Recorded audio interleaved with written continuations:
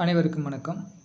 இப்போ ரீசெண்டாக group 2 group 4ல் general தமிழோட சிலபஸ் வந்து சேஞ்ச் பண்ணியிருக்காங்க. ஸோ அதுக்குரிய நம்ம ஓல்டு கொஸ்டின் தான் பார்க்க போகிறோம். ஸோ கொஸ்டின் வந்து இப்போ எப்படி கேட்பாங்க அப்படின்ட்டு இது நம்ம எங்கேருந்து பார்க்குறோம் அப்படின்னு வந்து பார்த்தோம்னா, நம்ம டிஎன்பிசியில் வந்து பார்த்தோம்னா நடக்கிற எல்லா எக்ஸாமுக்கும் வந்து பார்த்தோம்னா தமிழ் எலிஜிபிலிட்டி டெஸ்ட்டுன்னு ஒன்று வச்சுருப்பாங்க. சரிங்களா? அந்ததோட பேட்டர்ன் தான் வந்து பார்த்தோம்னா இப்போ நமக்கு இருக்க சிலபஸில் இருக்குது. அதை பேஸ் பண்ணி அந்த மாதிரி தமிழ் எலிஜிபிலிட்டி டெஸ்ட்லாம் எந்தெந்த மாதிரிலாம் கொஸ்டின் கேட்டிருக்காங்க அப்படின்னு சொல்லிட்டு நம்ம டெய்லி 10 கொஸ்டின் பார்ப்போம். எக்ஸாம் வர வரைக்கும் பார்ப்போம். இந்த மாதிரி நம்ம டெய்லி 10 கொஸ்டின் பார்த்தோம்னா எக்ஸாம் வர்றதுக்குள்ளே வந்து நிறையா நம்பர் ஆஃப் கொஸ்டின் பார்த்துருப்போம். நமக்கு படிக்கிறப்பே ஒரு ஐடியா கிடைக்கும். ஸோ இந்த மாதிரி தான் நமக்கு கொஸ்டின் கேட்டிருக்காங்க அப்படின்னு சொல்லிட்டு ஒரு ஐடியா கிடைக்கும். படிக்கிறப்பே நமக்கு வந்து ரொம்ப யூஸ்ஃபுல்லாக இருக்கும். ஸோ அதனால் நம்ம டெய்லியும் பார்ப்போம்.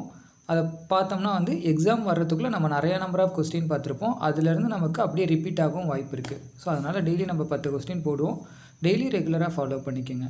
இன்றைக்கி நம்ம 10 கொஸ்டின் பார்க்கலாம். ஸோ இன்றைக்குரிய ஃபஸ்ட்டு கொஸ்டின் என்ன அப்படின்னு வந்து பார்த்தோம்னா, வள்ளுவர் பெரும் புகழை உடையவர். வள்ளுவர் பெரும் புகழை உடையவர் என்ற தொடர் எவ்வகை பொருளில் வரும்? இதுக்குரிய ஆன்சர் வந்து உடைமை பொருள்.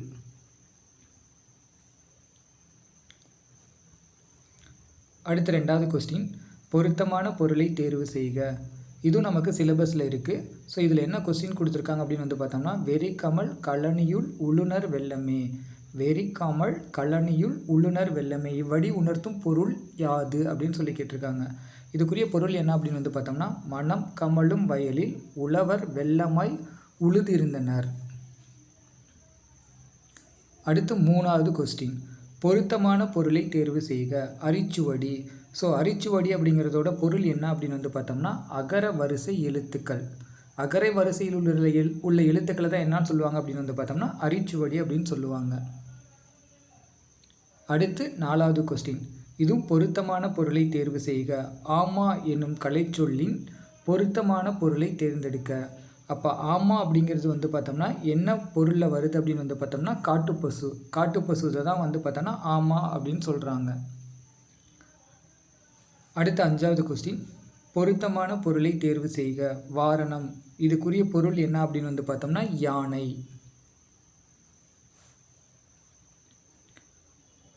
அடுத்த ஆறாவது கொஸ்டின், பொருத்தமான பொருளை தேர்வு செய்தல். ஆழி. இதை நம்ம நிறைய இடத்துல பார்த்துருப்போம். ஆழி அப்படிங்கிறது கடல். இது எல்லாத்துக்குமே ஓரளவுக்கு மேக்ஸிமம் தெரிஞ்சிருக்கும். அடுத்து ஏழாவது கொஸ்டின், சொற்களின் கூட்டு பெயர்கள். சரிங்களா? ஆடு. ஆடு அப்படிங்கிறது வந்து பார்த்தோம்னா சிங்குலர், அதாவது ஒருமையில் சொல்லியிருப்பாங்க. அப்போ பன்மையில் அதோட கூட்டு பெயர் அப்படிங்கிறது வந்து பார்த்தோம்னா பன்மை. சரிங்களா?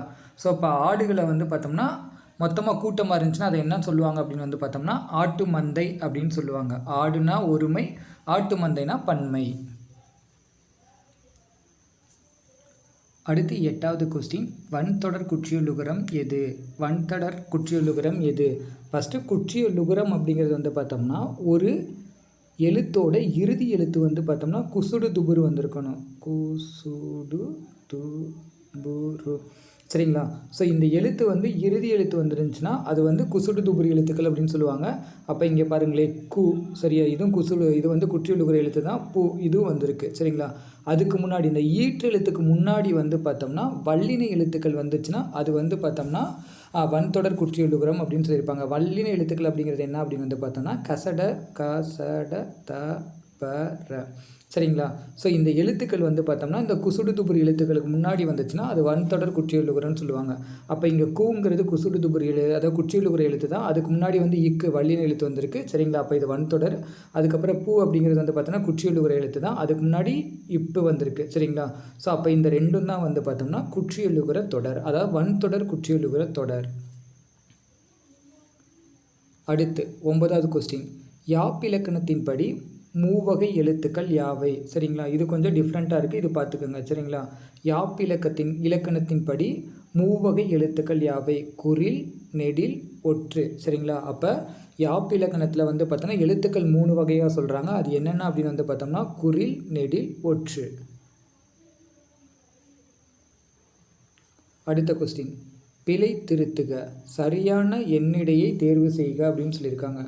1 கூட்டல் உயிர் அப்படின்னு சொல்லியிருக்காங்க. சரிங்களா? இதுக்குரிய ஆன்சர் என்ன அப்படின்னு வந்து பார்த்தோம்னா ஓர் உயிர். சரிங்களா? இது நம்ம பின்னாடி வீடியோவில் பார்க்கலாம். ஒரு ஓர் 1 அப்படின்னு வரும். சரிங்களா? இந்த இடத்துல நமக்கு உயிர் எழுத்து வந்துச்சுனாலே அந்த இடத்துல நமக்கு என்ன வரும் அப்படின்னு வந்து பார்த்தோன்னா ஓர் அப்படின்னு தான் வரணும். சரிங்களா? இப்போ இங்கே ஊங்கிறது உயிர் எழுத்து. அதுக்கு முன்னாடி அப்போ என்ன வரும் அப்படின்னு பார்த்தோம்னா ஓர் அப்படிங்கிறது தான் வரும். சரிங்களா? அப்போ இதுக்குரிய ஆன்சர் என்னென்னா ஓர் உயிர். சரிங்களா? ஊ அப்படிங்கிறது உயிர் எழுத்து. அதுக்கு முன்னாடி ஓர் அப்படி தான் வரும். அப்போ ஓர் உயிர் அப்படிங்கிறது தான் கரெக்டான சொடர். சரிங்களா? இது நமக்கு பின்னாடி அந்த டாபிக் வைஸ் வீடியோவில் பார்ப்போம். Thank you friends.